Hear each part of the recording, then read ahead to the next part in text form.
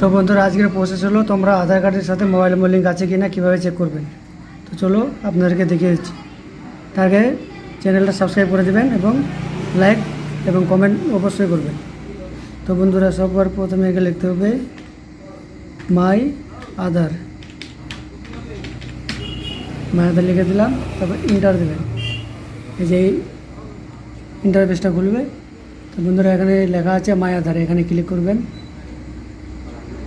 একটু লোডিং হবে।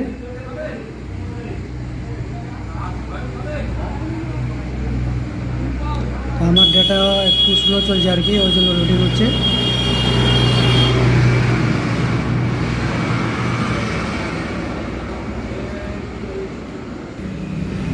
তো বন্ধুরা এটা খোলার পরে এরকম একটা ইন্টারফেস আসবে।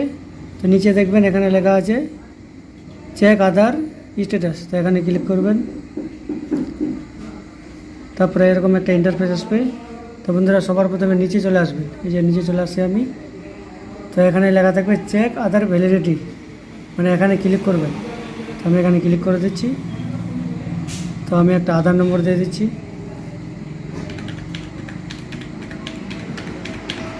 তবে এখানে ক্যাপচা দিয়ে দেবেন।